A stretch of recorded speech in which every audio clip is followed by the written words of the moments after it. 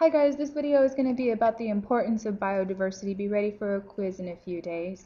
I'm just going to go through some of the definitions. You guys should have already done your vocabulary, but in case you haven't, you've got a nice cache here for when you turn it in for a late deduction. Alright, so we get down to the meat of the problem. What's the importance of biodiversity? And we are considering the importance to people. Just like always, feel free to pause the video, rewind, fast forward as many times as you need to so that you make sure you write down all of the relevant information. So vocabulary words should already be written down in your vocabulary assignment, but definitely take the time to pause here and write down this entire slide. Again, this is the importance of diversity to people, not necessarily to the environment. But I want to clarify a couple of the terms here. When we say there's aesthetic importance, it has to do with the look of the diversity, and it translates directly into tourism and money that everybody makes off of tourism. If an area is beautiful, if it's diverse, then it attracts visitors. Those visitors bring with them spending money. And so diversity really does have a financial and economic value. It has other value in agriculture because it makes the culture stronger. It has value in medicines. We can go around sampling the rainforest looking for compounds that we can use as treatments, and we'll look at some specific examples of those in a little bit. Not all of these reasons of the importance of diversity have to do with making money. So, for example, ethical importance has to do with convictions of right and wrong.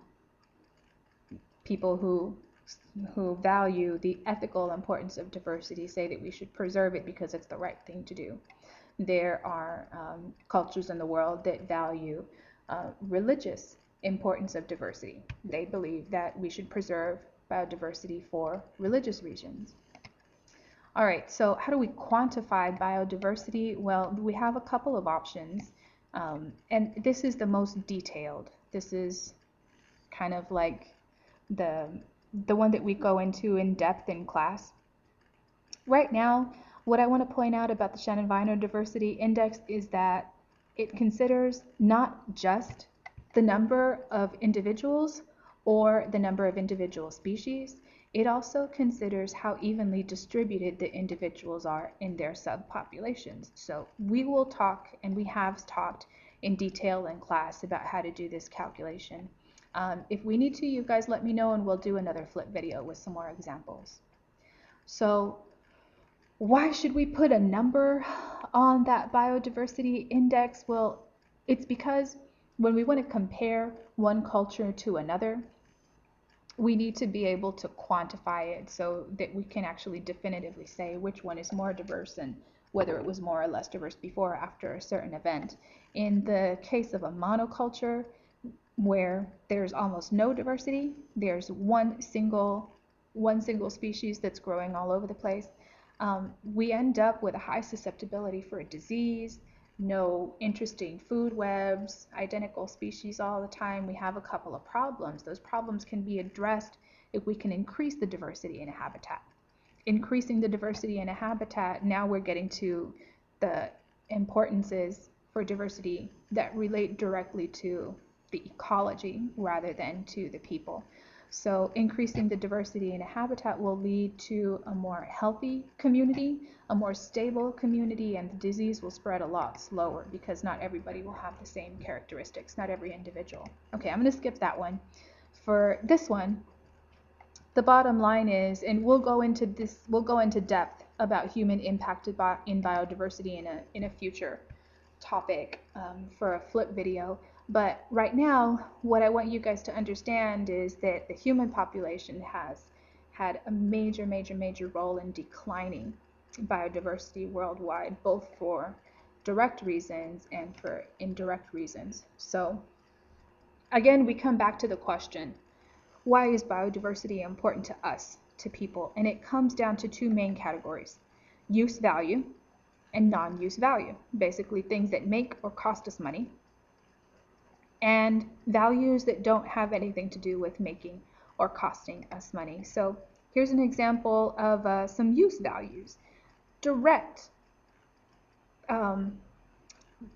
But see, direct advantages to our economy come from taking advantage of that biodiversity. And in a forest, it gets down to basically harvesting the trees and what we can get off of the trees. But before we harvest the trees, we benefit a lot from chemical flow, from reducing erosion, from sequestering carbon from the atmosphere. These are more of the services of the forest that we don't miss until they're gone. And so if we eradicate these, then we pay a big cost. Here are some of the costs that we pay, and you don't necessarily need to write these down in depth. But here are some of the advantages that you can't deny. Harvesting trees from the forest does give us big economic advantages. Question is it worth paying the cost, handling the disadvantages? We examine that really commonly when we do a case study of tropical deforestation. So here you can see the tropical rainforest in the aerial view before, large-scale deforestation after. Here, what we're seeing is lots of those ecological values are there, but they're not being missed yet. And what's happening over here is lots of slash and burn agriculture has gone on. It turns out soils in the tropics are not that great at all for farming. But once you've gotten rid of what grows there, once you've gotten rid of the rainforest, we end up losing a lot of that ecological value, and we miss it. We pay the cost with things like erosion. A possible alternative that some people have proposed is, hey, don't cut down trees that took hundreds and hundreds of years to grow. Start growing something and harvesting something that grows fast. So a lot of people use bamboo. This person has proposed using kanaf, and we can still harvest it for paper production and some building materials. At least half of the tropical rainforests in the world have succumbed to this deforestation issue, and it's happening really, really, really quickly. But on the other side of the coin, if we were to leave those rainforests alone and take advantage of the biodiversity that's already there, we can go around and collect samples, and we have, and used the biodiversity that we encounter to treat lots and lots of different conditions, everything from hypertension and heart disease to different kinds of cancer to malaria to things like Hodgkin's disease, leukemia. You can see here, can even use some of these biocompounds, some of these phytochemicals as pesticides. Some people have proposed some interesting solutions, and we'll talk in depth in class about Wangari Maathai and what she did in her community to preserve diversity there, and ended up really improving quality of life for lots of people. So thank you for sticking with me through this video. We'll talk tomorrow about any questions you might have, and be ready for a quiz probably on Thursday or Friday, okay? We'll see you then.